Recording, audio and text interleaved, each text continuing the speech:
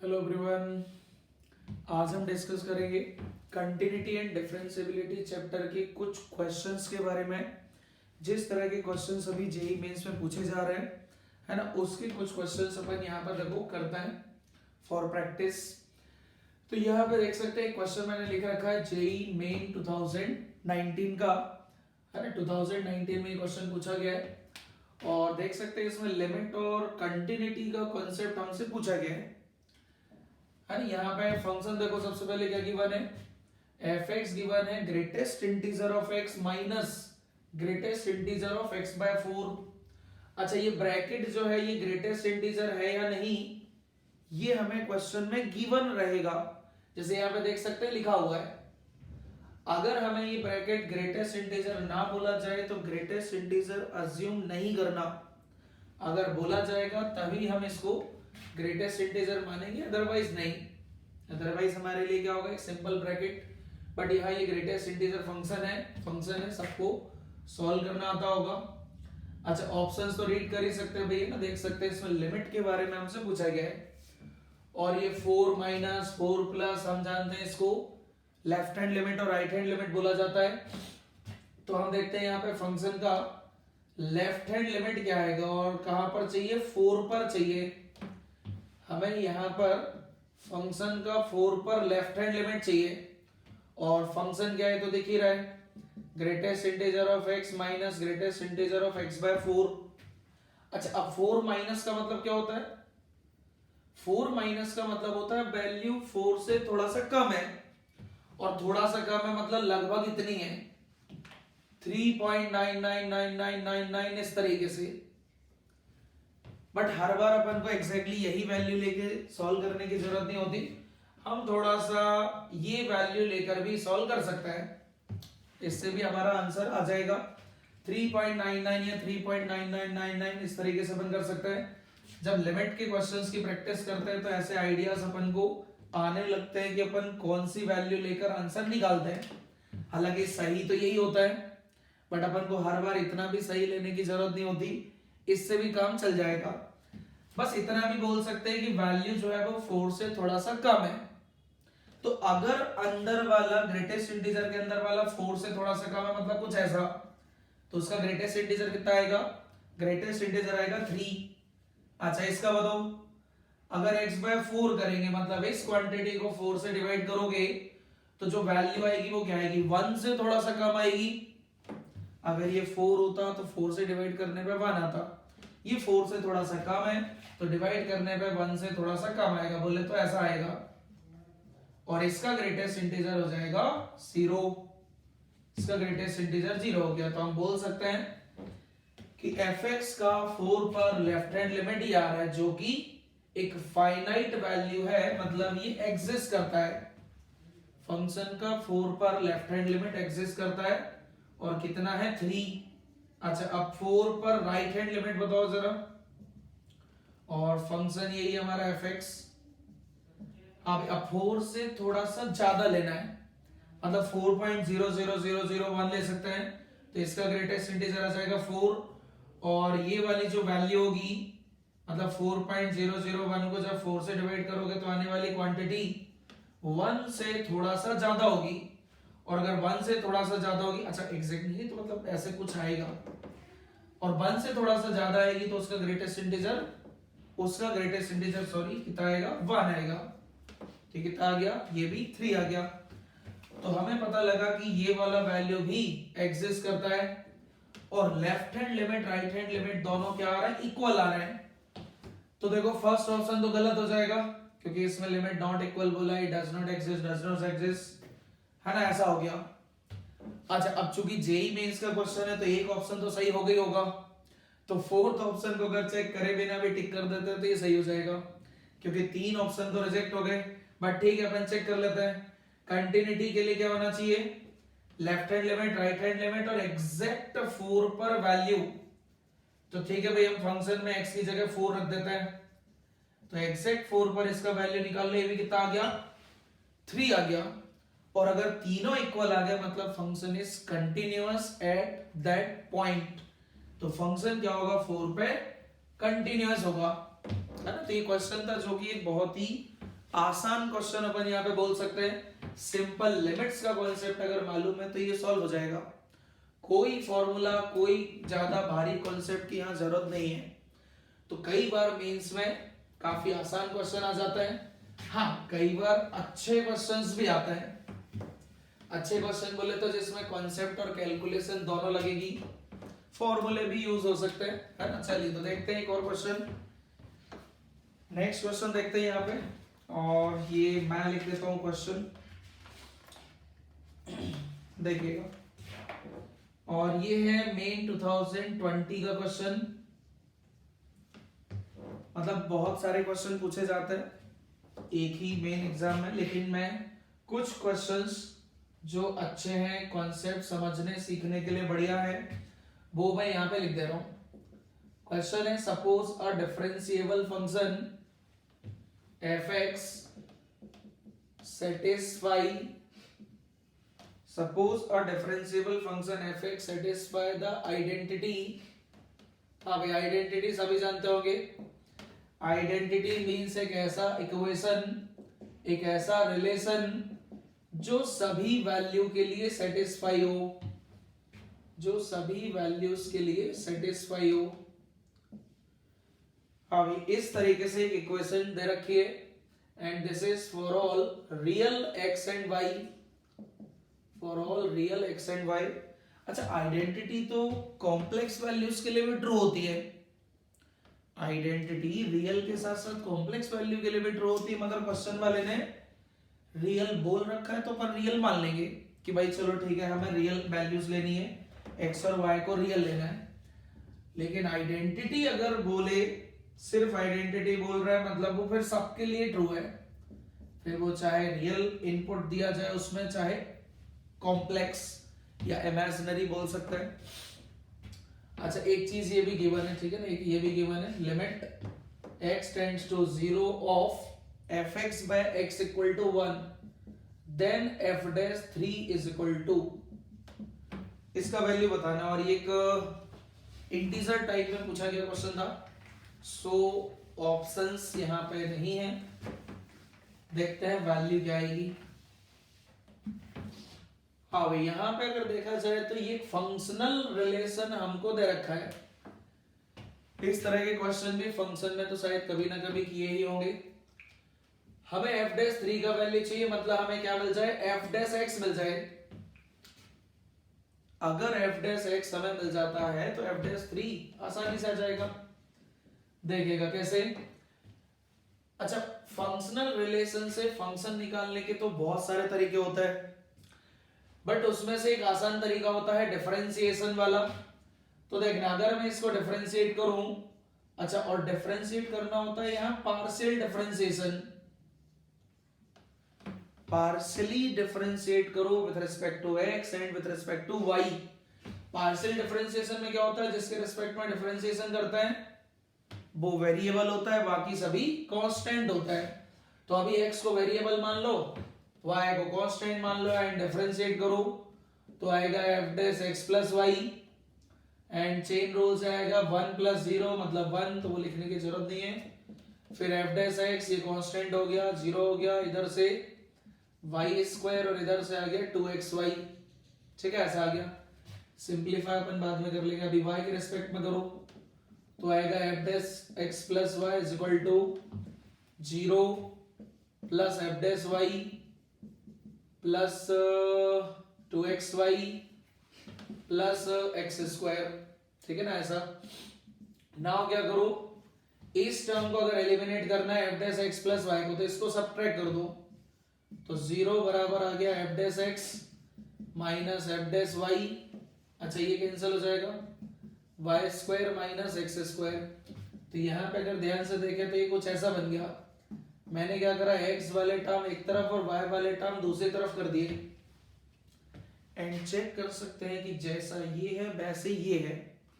कहने का मतलब इस टाइप का फंक्शन हमेशा एक कांस्टेंट होगा, इस टाइप का फंक्शन हमेशा कांस्टेंट होगा, क्योंकि चाहे x रखो चाहे y रखो, बोथ आर सेम।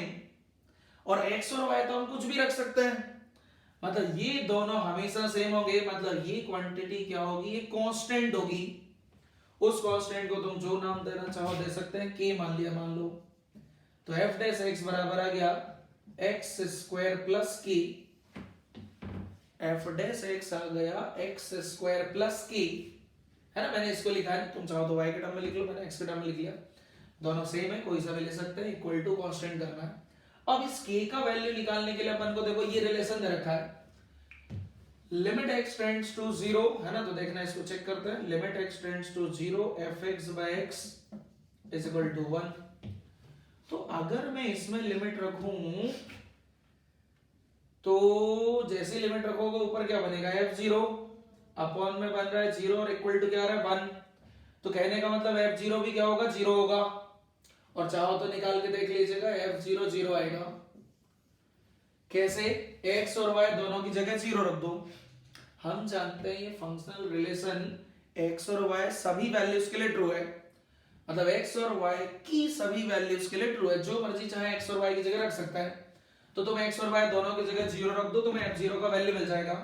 और अगर f0 0 है तो मैं बोल सकता हूं कि ये जो लिमिट रखने पे बन रहा है ये किस फॉर्म में बन रहा है, एक इंडिटरमिनेट फॉर्म आ रहा है 0/0, और जिसमें एल हॉस्पिटल रूल लगाया जा सकता है। तो क्या बन गया, f dash x upon 1 is equal to 1, और f डैश x कितना है वो अपन जानते हैं।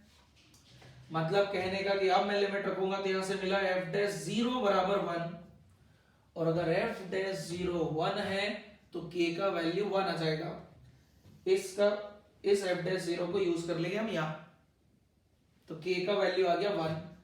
तो means function is coming out to be x square plus 1। Function जो आया, सॉरी f डैश x आया, fx नहीं आया, तो ठीक है fx की जरूरत ही नहीं है, हमें f डैश 3 चाहिए। तो f डैश x ही आ गया, तो f डैश 3 आ जाएगा, बिल्कुल आ जाएगा, and it is equal to 10। ये वाला वैल्यू आ जाएगा 10 के इक्वल, ठीक है ना। तो 2020 में बोल सकते हैं एक बढ़िया क्वेश्चन था जिसमें हमें फंक्शन का भी कॉन्सेप्ट लगाना पड़ेगा एंड कंटिन्यूटी का कॉन्सेप्ट तो लगाना ही पड़ा। कंटिन्यूटी क्या, एक प्रकार से लिमिट बोल सकते हैं, लिमिट का कॉन्सेप्ट हमें यूज करना पड़ा, ठीक है ना। चलिए एक क्वेश्चन यहां पे और देखते हैं, एक क्वेश्चन यहां पे और करते हैं।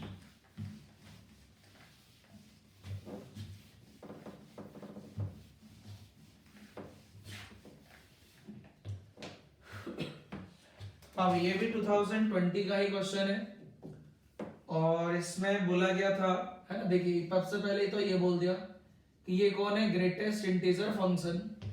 अच्छा अब x लिख के दे, t लिख के दे, अपन को बस मतलब है इस ब्रैकेट से कि क्या ये ब्रैकेट ग्रेटेस्ट इंटीजर फंक्शन है या नहीं। हाँ फिर एक चीज ये भी गिवन है, limit x tends to 0 of x into greatest integer of 4 by x is equal to a, then the function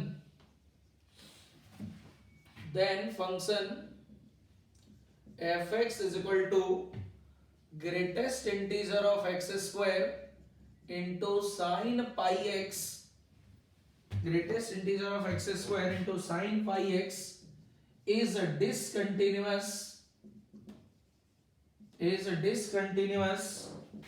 when x is equal to, मतलब बताना है कि अगर ऐसा हो तो ये फंक्शन कौन से x पर डिसकंटिन्यूअस होगा। अच्छा आप कोई सोचे सर फिर इस a का क्या रोल है, तो देखना भाई ऑप्शन देखेगा, इस a का रोल है ऑप्शंस में, है ना। a का रोल ऑप्शंस के लिए है, ऑप्शंस में क्या होना चाहिए क्या नहीं होना चाहिए पता लग जाएगा। तो ऑप्शन ऐसा है, चलिए देखते हैं। कहने का मतलब ऑप्शंस अपन को तभी पता लगेंगे जब हमें a का वैल्यू पता लग जाए, है ना। बढ़िया क्वेश्चन बोल सकते हैं, बस इसमें a का वैल्यू निकालेंगे तब ऑप्शन पता लगेगी, है ना। देन अपन बताएंगे कौन सा ऑप्शन सही है। तो सबसे पहले तो देखिएगा ये जो a दे रखा है, ये क्या दे रखा है, ये है limit x tends to 0 x into greatest integer of 4 by x। तो अगर ग्रेटेस्ट इंटीजर में जैसे किसी को सॉल्व करने में प्रॉब्लम हो तो वो इसको फ्रैक्शनल पार्ट में कन्वर्ट कर सकता है, और ग्रेटेस्ट इंटीजर ऑफ x होता है x minus fractional part of x। अच्छा, फ्रैक्शनल पार्ट ऑफ x में कन्वर्ट करने को क्यों बोला जा रहा है? इसलिए बोला जाता है क्योंकि इसके अंदर कुछ भी रखो, इसका वैल्यू 0 से 1 के बीच में ही आएगा, लेकिन ग्रेटेस्ट इंटीजर का वैल्यू तो माइनस इन्फिनिटी से इन्फिनिटी तक कुछ भी आ सकता है। तो अगर अपन को एक फाइनाइट इंटरवल में वैल्यू मिल जाए तो वो ज्यादा अच्छा, क्योंकि माइनस इन्फिनिटी से इन्फिनिटी तक जाएगा मतलब वो तो एक प्रकार का अनबाउंडेड वैल्यू होगा, वो तो कहीं तक भी भाग सकता है। लेकिन अगर ऐसा आ जाए तो हम बोल सकते हैं कि वैल्यू जो है वो बाउंडेड है, फाइनाइट है। तो यहां पे एक काम करते हैं ना, जैसे अभी रखोगे तो ये तो 0 बाय इन्फिनिटी फॉर्म बनेगा, 0 by infinity, sorry 0 into infinity जैसा, जो कि एक इनडिटरमिनेट फॉर्म है, सभी जानते होंगे। एक इनडिटरमिनेट फॉर्म है जो कि मालूम होगा। तो हम यहाँ पे कन्वर्ट कर देते हैं इसको। अच्छा, ये टर्म मान लो लिमिट वाला है ना, लिखा है, चलो या फिर लिख दिया, ये बना x into 4/x minus fractional part of 4/x, ऐसा लिख दिया। तो जब मैं इसका मल्टीप्लाई करूंगा ये बन गया 4 minus x into fractional part of x। तो अब मुझे बताओ, जब मैं इसमें लिमिट रखूंगा,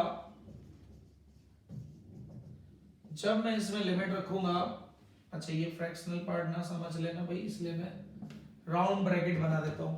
तो भाई ये तो चलो ठीक है 4 हो गया। अब जैसे ही मैं लिमिट रखूंगा x का, तो ये कुछ भी बने आएगा तो 0 से 1 के बीच में ही।